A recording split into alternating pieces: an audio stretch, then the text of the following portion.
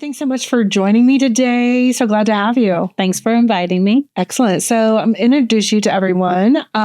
First of all, my name is Dr. Angel Knoverek, and I'm the Director of Counselor Education at Culver-Stockton College. And with me is Lorrie Lock, one of our students from our very first cohort of students who graduated in May. Very excited to be here. Yeah. Very excited to be done, too. To be done. So yay to our graduates and our first cohort. So let's talk a little bit like what made you decide the counseling profession? Well, for me, it was led by God. I just wasn't, I tried other types of careers and stuff or jobs, I would say, and thought I wanted to go earlier in my life. I thought I wanted to go into like chiropractic or something, but it just didn't fit. And eventually I got my bachelor's degree and I started working at Mark Twain Behavioral Health in Annabelle. And I was a caseworker there. And then I just felt like I was led to do more. So just praying to God, like what I should do. And that's, he said, go to counseling. So I did. There you go. So that servant's heart that you've had. Yeah. Yeah. And so what brought you to Culver-Stockton colleges, especially their very first cohort?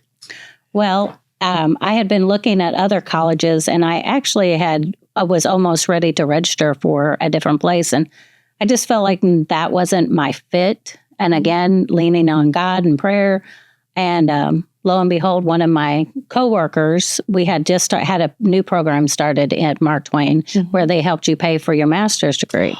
And so I was talking to another employee that's a good friend of mine. And she said, have you ever thought about Culver-Stockton? And I was like, no, I really didn't. Yeah. Out of all the colleges I went to for like my education throughout my life I didn't, and I wish I would have.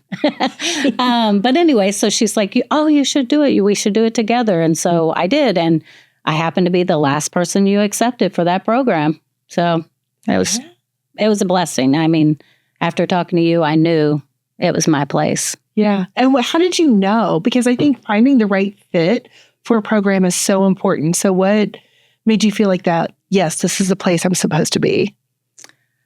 I really feel like I just felt a sense of acceptance when I was there. Like just start talking to you about the program and talking to other people who I had to speak to, and I really can't remember a lot of names. Right. So, but just everybody who I interacted with during that time of getting registered and everything like that, just everybody felt like they were someone you knew, like a friend. I don't know. It's just they embrace everybody, I feel like, and just very accepting. So, yeah. Well, that's good because, I think that's one of the things that many of us who are faculty and staff try to do, which is really that family sense, which is, and we want our students to feel that way too. And I think sometimes it's different. How do we do that for our online students or primarily online? Yeah. And that is one thing I did notice because I did do my bachelor's degree at another college. And there was never a sense of community being online. And that's the way I got that degree. And, but with you and the other faculty, it didn't feel like that. It didn't feel like we were doing it online. You really brought us together as a cohort. And so just made such great friends, the way that you set up that whole program where we interacted in different ways. And yeah, it's just such a nice community. Aww. So, well, good. Because we try to be very intentional about that and meet the different needs. So I'd be curious, like, what were some of the things that stood out to you that felt like, yes, this is intentionally being included, or those opportunities that maybe you didn't have when you were doing a different online program for your undergrad? I believe one of the biggest things was that we did the Zoom meetings like once a week. So, and at first I hesitated to do that because I get very tongue-tied and I was worried about what I would say and how I would be accepted. I am an older person. I might even be older than my professor, not for sure. But that's what I thought about. I was like so much in my head about it. But then when I did it, that was like the best. That's what really brought us together. Because when we finally got to our labs in the summer, we already knew each other. Mm-hmm. And we already started becoming friends in our community. Like it was such a great atmosphere that you all created for our online. It wasn't, you didn't feel like you were in it alone. You felt like it was everybody together. Everybody together. Mm-hmm. So just the relationships amongst your own cohort members and as well as the faculty. Yes, absolutely. Good. So let's go back a little bit, because one of the things that have stood out to me was, and you sort of mentioned your age, just that not traditional educational route for you, even way back into high school. Mm-hmm. So can you tell us a little bit about your journey in education? Well, for me, when I say I'm not traditional in so many ways. I mean, statistically, I should not have gotten my master's degree, but I did. Yes, you did. That's right. Yeah, I mean, for me, I was 15 and I got pregnant. I dropped out of school in the 9th grade. So my education was very limited. But I always had a sense of I want to do more, especially, I'll get emotional about this, but especially because of my daughter. You know, I wanted to show her she could do anything. So for me, that was like, I knew I was going to get my education. I didn't know how. Because I was, like I said, young and pregnant. And even when I was pregnant with her, Dr. K, I would read the encyclopedia to her because I wanted her to be smart and I wanted her to do things. And she has. Sorry. So anyways, so I went on to get my GED. And I struggled. I did good in school, but I think I could have done better. I think that if people would have realized that my traumatic brain injury that I had when I was younger, that it did affect me in my education, I think that would have helped. But I was never offered, I hear people say these accommodations that people get and stuff like that. And I never knew about them. So I struggled a little bit. So I got my GED, and then I started working in a professional office. It's kind of a weird thing. I offered to work for them for 2 weeks for free because I knew I had no education. Wow. And within a week, they hired me. So it was at a chiropractor's office. So that was my first really professional job. And so after that, I just was thriving to get my more education. Mm-hmm. So I would take a class here and there, but mostly I was just trying to survive. Sure. Because when Lisha was 8, my daughter, I became a single mom. And so I was working 3 jobs and picking up a class here and there. And I never gave up, but sometimes it got too much. Yeah. So, but it wasn't until I was in my 40s that my daughter, and I had a lot of credits because I did get accepted to the chiropractic school and I did go. But I didn't feel right there. Mm-hmm. I felt out of place, so it wasn't my calling. And that's all I ever knew I wanted to do when I got to be an adult. Mm-hmm. But that's because I seen somebody doing that and being successful, right? Right. So, and I didn't have anybody else to look at and say, oh, I want to be like them. Yeah, a mentor type thing. So, so in my 40s, my daughter and my husband and my 2 grandsons, they gave me a present out of the blue. And I'm like, why am I getting a present? It's not my birthday. It's not Christmas. Why am I getting And it was a laptop. It was a tablet, actually. And they said, it's time to finish your degree, get your bachelor's degree. You got so much more in you to do. So I did. And then led into my master's degree. So they could tell that education was so important to you.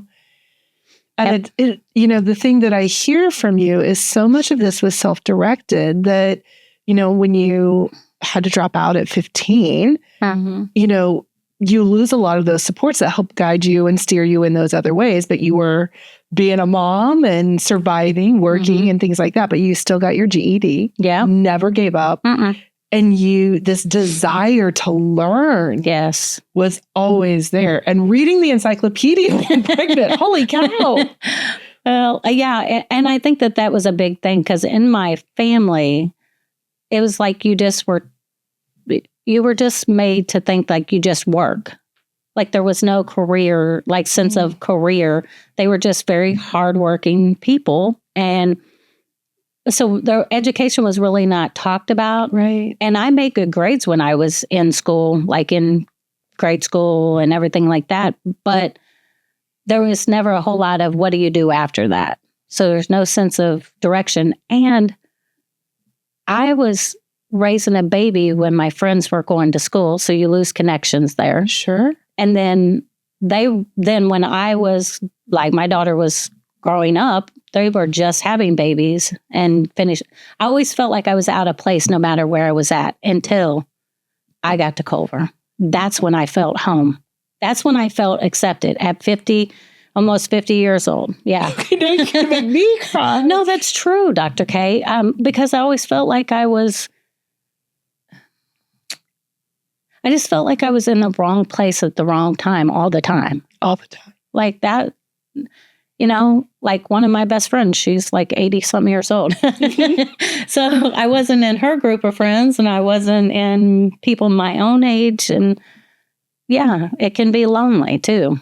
Like that is a real struggle. But when I got to Culver, it was different. I felt they were my people. And I never really had that. I didn't think we cry either. But it's funny because my daughter got her bachelor's degree before I did. So that encyclopedia thing did pay off. It did pay off. The proud mama in you. Yeah. And yet you did it. I did.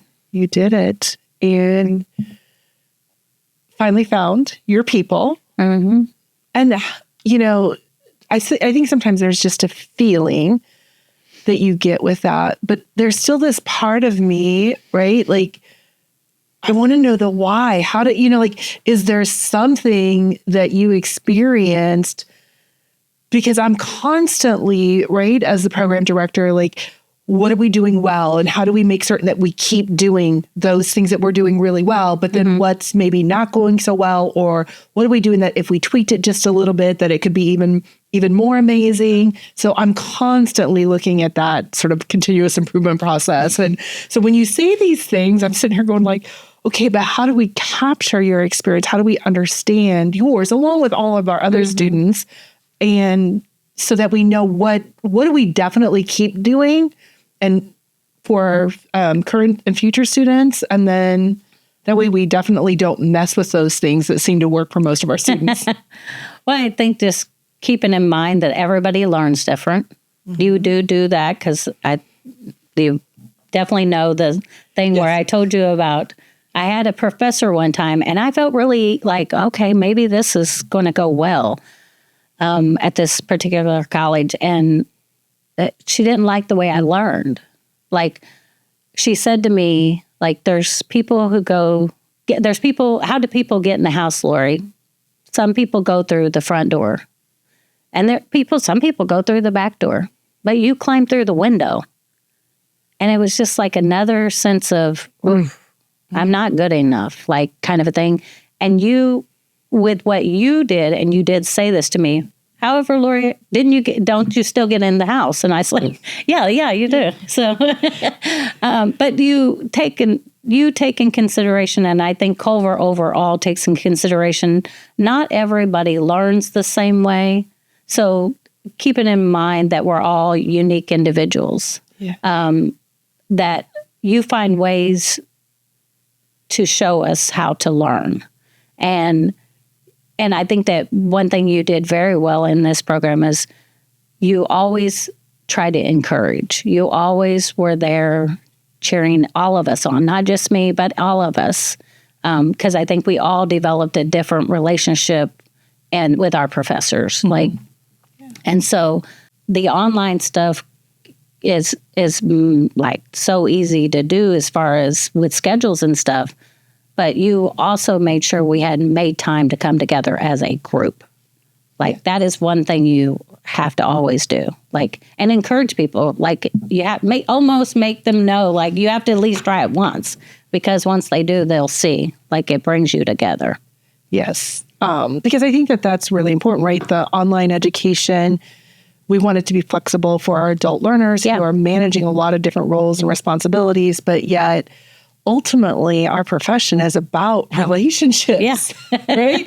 And not only that, but the relationships while you're in the program, but then also beyond the program, making certain that they're feeling like you have a network, that you will reach out. I still reach out to some of my cohort members in my PhD program. Like we still reach out and help each other. This is what we do. I just had the other day where one of our cohorts, like one of them had reached out to me and was talking to me about the NCE and how, what did I do to study for it and stuff like that. So we all stay in touch in some way. So, and we still cheer each other on. Yeah. And I don't want to minimize that, because I think what your cohort did and created for each other is not always typical. I think what a program can do can go so far, and I think that that's important to do. But I also think what you all did for each other, how you showed up for each other, how you reached out, how you made certain that you noticed each other and that you were providing those supports. Yeah. I mean, you get the sense of it's no man left behind kind of a mentality. Right. Like we're all going to cheer each other on, and we're all going to, but you set the foundation for that in your program. That is not just individuals, because we wouldn't have. We would have been separate learners, but instead you created that that community. Culver created that environment. That's what did it. Yeah. So, like I said, I've done my bachelor's degree online and did classes with people, and I never met them. So that's fair. And I do think that that is so important to show up for each other. And how do you know that? Now, I also think, right, you say that no man left behind, which I love that saying. And yet the other part is everybody as a student has a different path that they take. Some may realize that this maybe isn't aligned with their goals or as they thought it would be, or life happens and they're at a different pace. Right. And when I say that, it's like no man left behind, because even the people who we started with that may have not gone all the way or whatever, they're still not left behind. They were still part of our journey. Yeah. And we were still part of their journey. And God's got a path for everybody. And maybe that's what some people like, my path looks different than somebody else, and that's okay. But it will lead by them being in contact, like our cohort coming together. And like you said, some people didn't go there all the way to the end, but they still get led in their path by the things that they learn through this program. So there was something that you've mentioned this, so I'm going to bring it up. Okay. Because I do think this comes up frequently in programs. Ours, it has, and certainly others that I've been involved with, which is sometimes the age difference in the students, right? Like you are learning besides some 20-something year olds. And I'm wondering how that felt for you. Well, at first it felt a little odd, I have grandkids that are almost the age of some of these people. I have 2 grandkids graduating high school. So, and they're heading off to college next fall. So, and here I was, grandkids, and they hadn't even had babies yet. Right. But I think that we drew from each other's strengths, though, because they helped keep me young and wanting to stay involved with certain things. And I think I helped them in kind of guiding them, maybe motherly, I don't know. Yeah. So I don't know. It just, I've never had it in any other school. I just have never had it where no matter what your age is, you felt part of it. Yeah. So. And I think that what you just said was a real big key, which is how do how does each person, and that can include, distinct differences, individual differences, but then also age, gender, any of those types of things. How do we bring those and show up for each other when you're a part of a cohort so that we can all lead with strengths? And so speaking of age specifically, I know sometimes you're like, I don't know the tack, right? And these, Yes. these like they don't, but I know when I've worked with some, for lack of a better, older students, right? The non-traditional. Okay. I know I was called old several times this morning, so, it can hurt a little bit.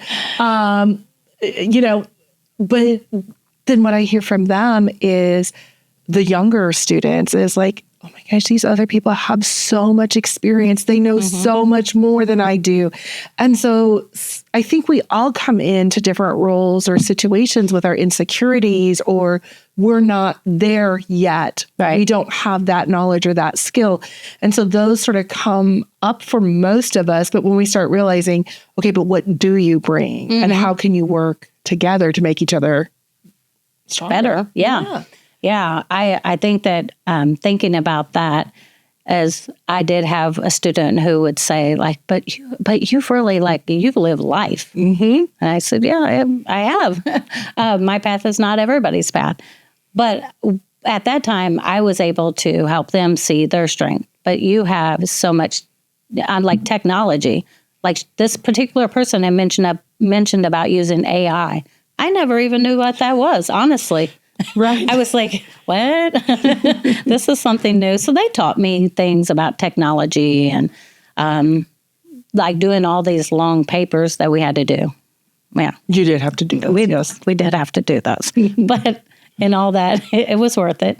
So I think pulling from each other's strengths, and that is the beauty of it being such a blended bunch of people, is like what one person brings or lacks even, or whatever, like one person will bring one strength and another person will bring another strength. So, right. So I'm curious, what would you tell somebody that you knew who was thinking about going into the counseling profession and looking at programs? What would you tell them to be looking for? Go to Culver. Well, of course. Yeah. I would say, if you're thinking about getting in this profession, and you're an older, non-traditional student, that going somewhere where you have a sense of community is the most important. And also just get involved with them and challenge yourself. Because everybody has a story in life. And not everybody's story looks the same. But the beauty of it is at any time in your life, you can write a new chapter. And counseling is a wonderful profession. You're helping people, in so many ways, and just being open to what the client is bringing, just be open. So I would be curious, Lorrie, sitting where you're at now, if you were talking to your 15-year-old self, what would you say to her? That 15-year-old girl who was pregnant, probably scared, having to drop out of high school. What would you tell her?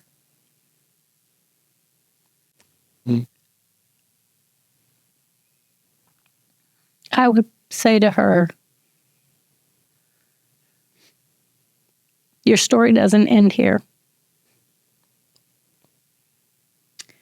And you're going to go on and you're going to do things that you always thought you could, but never dreamed would come true. The day I walked across the stage was one of the most amazing days of my life when you gave me my diploma. I would tell her, someday, you're going to make it. Don't give up.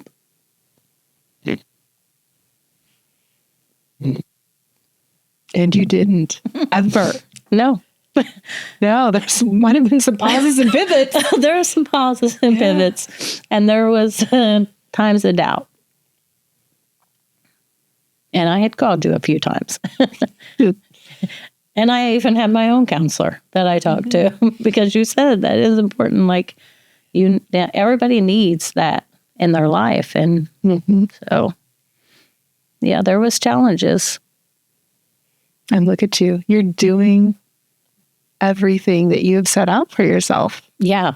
For the first time in my whole entire life, I feel like I can breathe. I can really breathe. I have a career, not just a job, and I'm not just trying to survive anymore. I'm thriving. You're thriving. Thanks to Culver. Oh, love that. I'm wondering, is there anything that you would want to say to, anyone, your family, other students in the program, the faculty, staff, alumni who might be reading this story? Well, definitely my family. It's like I'm so thankful for my daughter, my husband, my grandkids, like that they seen in me and pushed me when I sometimes forgot my path, when I got lost. And then to you, Dr. K, I could never say enough thank yous and I appreciate you so much.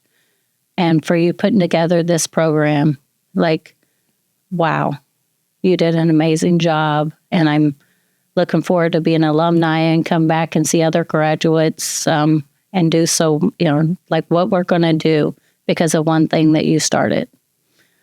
And I would say my cohort, wow. I mean, my girl Felicia carried me.